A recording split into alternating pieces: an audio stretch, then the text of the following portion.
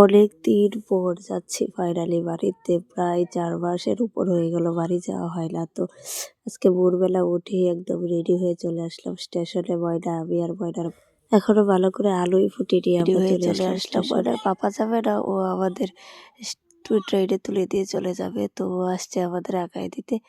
এই তো ময়না ওর পাপারে বিদায় দিতেছে আর ও ভালো করে আদর করে দিতেছে যে অনেকদিন দেখা হবে না। দুজন তো দুজনকে খুব মিস করবে, কারণ ওরা অনেক ভালোবাসে দুজন দুজনকে, সারাক্ষণ একসাথে থাকে, বেশিরভাগ সময় একসাথে কাটায়। তো এই তো এত ভোরবেলা স্টেশনে আসলাম, চারপাশে এখনো অন্ধকার আর শীতের বেলা।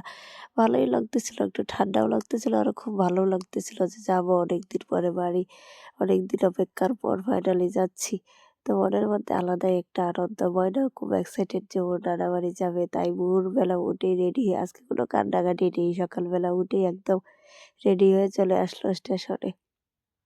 তো অপেক্ষা করতেছি ট্রেনের জন্য। তো ফাইনালি ট্রেন চলেই আসলো। আমরা দুজন মিলে ট্রেনে উঠে পড়লাম। তো ট্রেনে উঠে ওর পাপারে বাইরে থেকে টাটা দিতেছে, ওর পাপাও বাইরে থেকে টাটা দিতেছে। ওর পাপার খুব বেশি মন খারাপ, ছেলেরে রেখে এতদিন থাকবে। প্রায় ও কান্নাই করে দিল যে এতদিন থাকতে হবে।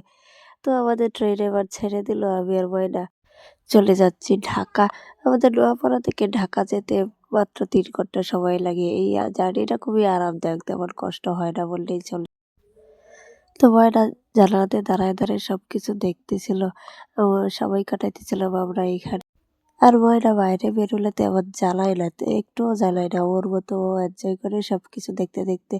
তারপর আমরা চলেই আসলাম ঢাকা। ঢাকায় এসে আমরা কমলাপুর স্টেশনে অপেক্ষা করতেছিলাম বসে বসে আমার ছোট বোনের জন্য। আমার ছোট বোনও যাবে আমাদের সাথে, ও ঢাকা থাকে, ও ঢাকা বিশ্ববিদ্যালয়ে পড়াশোনা করে। তো ওর জন্য আমরা এখানে বসে অপেক্ষা করতেছিলাম। তো কিছুক্ষণ অপেক্ষা করার পরও ও চলে আসলো। তো ও আমাদের জন্য রান্না বান্না করে নিয়ে আসলো। আমরা এখানে বসে খাওয়া দাওয়া করলাম। তারপরে আমাদের আরেকটা ট্রেনের জন্য অপেক্ষা করতেছি, যেটা দিয়ে আমরা যাব বাড়িতে।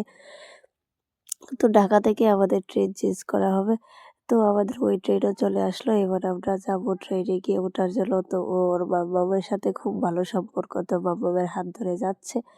ও বাড়ি এসে ওর মামামের সাথে অনেক ভালো সময় কাটায়, দুজন মিলে ঘুরতে যায় একসাথে, অনেক আনন্দ করে। তো আমরা ওই ট্রেনের দিকে যাচ্ছি, গিয়ে এখন আমরা ট্রেনে উঠবো। ওই ট্রেনে উঠেই শুরু হলো বিপদ।